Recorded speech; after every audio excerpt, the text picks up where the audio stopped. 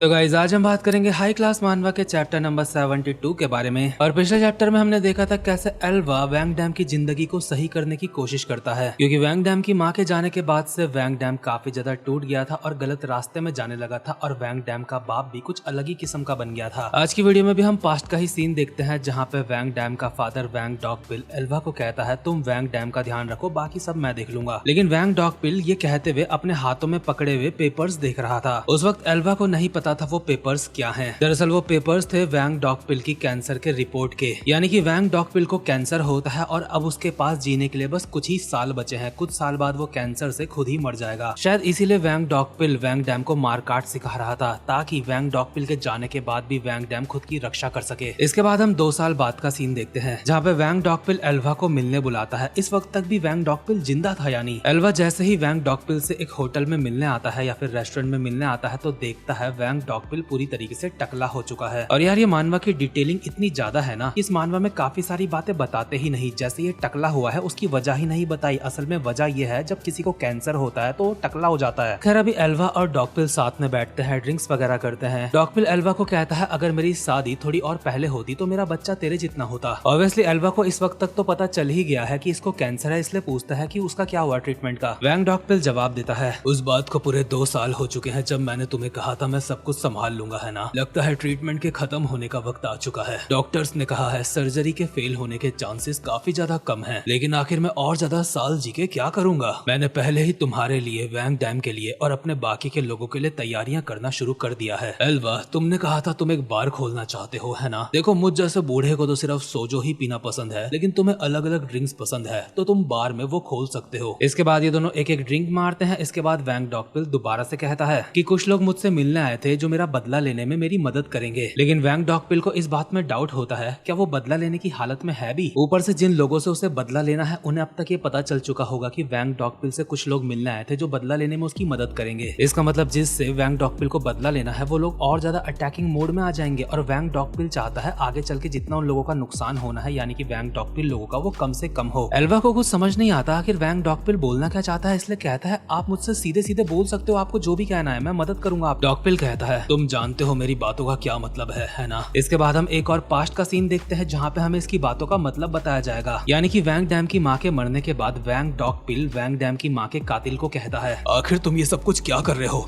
चीजें पहले ही खत्म हो चुकी है, इसलिए उसे मारने की अब कोई जरूरत नहीं है। तुम आखिर ये सब कुछ क्यों कर रहे हो, मेरे पास अब और कुछ नहीं बचा। लेकिन सामने वाला बंदा जो कि है च्योन इल्डो यानी कि च्योन हक्सा का बाप, वो कहता है मैं चीजों को अधूरा नहीं छोड़ता, जो चीजें आगे चल के मेरे लिए खतरा बनेंगी। तू सच में बहुत ज्यादा सॉफ्ट है वैंग डॉगपिल। अब यहाँ पे भी क्लियरली कुछ नहीं बताया गया है, लेकिन मुझे लगता है च्योन इल्डो वैंग डॉगपिल के बेटे वैंग डैम को मारने की बात कर रहा है, क्योंकि आगे चल के वो च्योन इल्डो के लिए खतरा बन सकता है। इसलिए प्रेजेंट टाइम में वैंग डॉगपिल एल्वा को कहता है मुझे इस रास्ते में चलना ही नहीं चाहिए था, ये रास्ता ही बेकार है। यानी कि वैंग डॉगपिल एज अ गैंगस्टर काफी ज्यादा सॉफ्ट रहा। उसने शुरुआत में काफी सारे लोगों के ऊपर दया दिखाई और बाद में उस चीज का खामियाजा उसको भुगतना पड़ा अपनी बीवी को गवा के। इसलिए उसे प्रेजेंट टाइम में एहसास होता है ना वो अपनी बीवी के लायक था ना अपने बच्चे के लायक था। वैंग डैम को लगता है वो शुरुआत से ही बहुत ज्यादा मतलबी था, और वो सच बात भी है, क्योंकि पहले तो वो अपनी बीवी को नहीं बचा पाया, उसके बाद अपने बेटे को खोने के डर की वजह से वो अपने बेटे के ऊपर अत्याचार करने लगा उसको एक वेपन बनाने के लिए। लेकिन अब जाके जब वो मरने के काफी ज्यादा करीब है तो एल्वा को कहता है उसे इन सारी बातों का बहुत ज्यादा अफसोस है, उसने जो कुछ भी करा। वैंग डॉगपिल एल्वा को कहता है एल्वा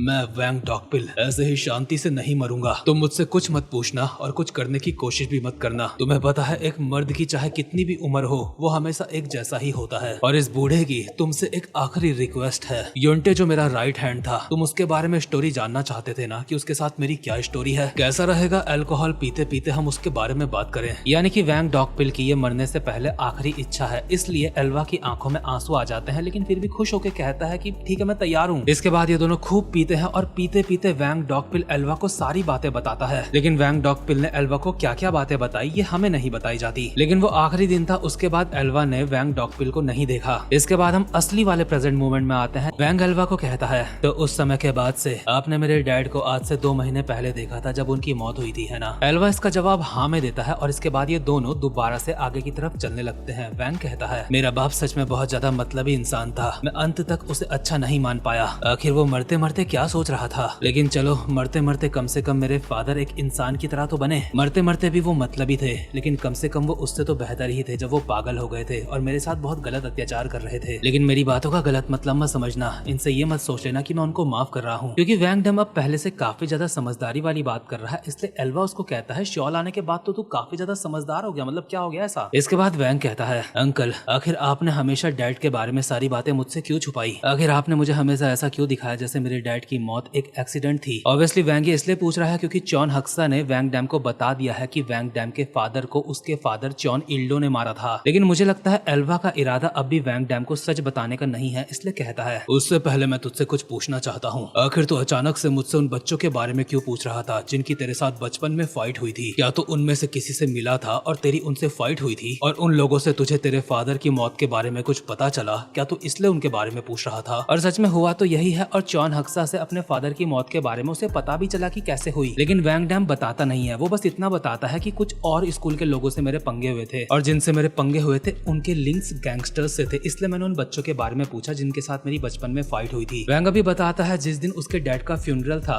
उस दिन वो पीछे खड़ा होकर सब कुछ देख रहा था। उसने देखा था उसके फादर के बालों को शेव करा गया था। इसलिए एल्वा से कहता है तो अंकल यही सच है ना, मेरे फादर की मौत कैंसर की वजह से हुई थी ना? ये सुनते ही एल्वा को भी वैंग डॉग पिल के आखिरी पल याद आते हैं जहाँ पे वैंग डॉग पिल की गर्दन कटी हुई थी और चेस्ट में भी चोट का निशान था। इसका मतलब साफ है उनकी मौत कैंसर से नहीं हुई थी और ये बात वैंग डैम को भी पता है, चॉन हक्सा पहले ही बता चुका है। लेकिन उस सब के बावजूद भी एल्वा झूठ कहता है हाँ उनकी मौत कैंसर से हुई थी। उम्मीद करूंगा कि तुम अपने पास्ट में और ज्यादा नहीं जियोगे। मैं चाहता हूँ तुम बेकार वातावरण से हट के एक अच्छी जिंदगी जियो, क्योंकि जो लोग अब नहीं रहे उन्होंने मुझे कहा था वो चाहते हैं कि तुम्हारी अच्छी जिंदगी हो आगे चल के। वो लोग चाहते हैं तुम अपनी जिंदगी में खुश रहो और मैं भी यही चाहता हूँ। इतने में ही ये लोग उस दुकान में पहुंच जाते हैं जहाँ से एल्वा को सिगरेट लेनी है। वैंग अपने लिए एक कोल्ड ड्रिंक का कैन लेता है और कहता है मेरे लिए तो इतना ही काफी है क्योंकि मेरे सारे दोस्त घर चले गए होंगे और जो कैंगियाना है वो सो रही होगी। लेकिन एल्वा इसकी कमर में एक थप्पड़ मार के कहता है अबे साले तू कब किसी लड़की को समझ पाएगा? वो सो नहीं रही होगी, उसे तेरी चिंता हो रही होगी, वो जाग रही होगी तेरे इंतजार में, इसलिए यहाँ पे आया है तो उसके लिए भी खाने के लिए कुछ लेके जा। वैंग जब काफी सारा सामान ले लेता है कैंगियाना के खाने के लिए भी, तो घर जाते हुए एल्वा को शुक्रिया कहता है। एक तो इस बात के लिए कि एल्वा ने उसे इतना सारा सामान दिलाया, दूसरा इस बात के लिए कि एल्वा ने कभी उसका साथ नहीं छोड़ा, क्योंकि एल्वा अगर वैंग डैम का साथ छोड़ देता तो आज तक वैंग डैम एक बहुत बड़ा लुच्चा लफंगा बन जाता। लेकिन कम से कम अपने आप को खुद को कंट्रोल करने की कोशिश तो कर रहा है वो अभी। खैर ये दोनों पूरी रात से बाहर घूम रहे हैं, इसलिए अभी सुबह होने का वक्त आ चुका है और इनको ठंड भी लगने लगी है। और वैंग घर आके देखता है कैंगियाना सच में रात से सोई नहीं है, वो इसका इंतजार कर रही थी, उसे इसकी चिंता हो रही थी। वैंग को अभी समझ आता है एल्वा सच में सच बोल रहा था कि वो सोई नहीं होगी। वैंग कैंगियाना को खाने का सामान पकड़ाते हुए कहता है ये लो मैं तुम्हारे लिए लेके आया। कैंगियाना गुस्से में कहती है तुझे क्या लगता है ये खाने का सामान काफी होगा? अगर तूने मुझे ये दे दिया है तो यहाँ से दफा हो जा, मैं अब सोने जा रही हूँ, मैं इसे बाद में अपने आप खा लूंगी। और वैंग से खाना छीन के गुस्से में कमरे के अंदर जाने लगती है। लेकिन जाते जाते वैंग कहता है मुझे माफ करना, मेरी वजह से इन सारी चीजों में तुम भी पड़ गई। मुझे अभी अभी एहसास हुआ मेरी वजह से तुम्हें जितनी भी दिक्कतें उठानी पड़ी उसके लिए मैंने तुमसे माफी तक नहीं मांगी, इसलिए अभी के लिए तुम सो जाओ, जब तुम्हें अच्छा महसूस होगा हम तब बात करेंगे। और याना जो गुस्से में लग रही थी ये बातें सुन के नॉर्मल हो जाती है। इसके बाद वैंग डैम अपने घर के आंगन में आता है और थोड़ी सी अंगड़ाइयां लेता है। उसे अपने बचपन के यहाँ पे वो दिन याद आ रहे होते हैं जब उसकी फैमिली नई नई यहाँ पे शिफ्ट हुई थी और उसके फादर और मदर काफी ज्यादा खुश थे। वो अभी अपने पास्ट के वो पल अपनी आंखों के सामने देख पा रहा होता है, यहाँ तक कि खुद को भी देख पा रहा होता है जो बचपन में यहाँ पे काफी ज्यादा खुशी में खेल रहा था। लेकिन अगले ही पल उसे एहसास होता है वो जितने भी अपनों को देख रहा है वो अब रहे ही नहीं, ये सब पुरानी यादें हैं। इसलिए अपने घुटनों में बैठ के बहुत ही बुरी तरीके से वैंग डैम रोने लगता है और कैंगियाना ये सुन के उसके पास आ जाती है। कैंगियाना के सामने रोते हुए वैंग डैम कहता है नहीं, मैं दोबारा से सब कुछ नहीं खोना चाहता, बिल्कुल उस वक्त की तरह मैं दोबारा से उस नर्क को नहीं जीना चाहता जो मैंने पहले जिया था। मुझे उससे बहुत ज्यादा डर लगता है, अब मुझे खून से, चाकू से, इनसे बहुत डर लगता है। उन सारी चीजों से इतना दूर आना मेरे लिए काफी ज्यादा मुश्किल था। मैं दोबारा से सब कुछ नहीं खोना चाहता। कैंगियाना प्यार से इसके फेस में हाथ लगा के इसको संभालती है और ये चैप्टर यहीं पे खत्म होता है। लेकिन इंटरेस्टिंग बात तो यह है क्या इसको सच में खून देख के डर लगता है? क्योंकि अगर इसको खून देख के डर लगता है तो आगे चल के जो लोग इसको मारने आने वाले हैं उनका ये क्या करेगा? खैर इसके साथ ही वीडियो यहीं पे खत्म होती है। वीडियो को लाइक, चैनल को सब्सक्राइब जरूर से कर लेना। अब मैं मिलूंगा आपसे अपनी नेक्स्ट वीडियो में, तब तक के लिए गुड बाय।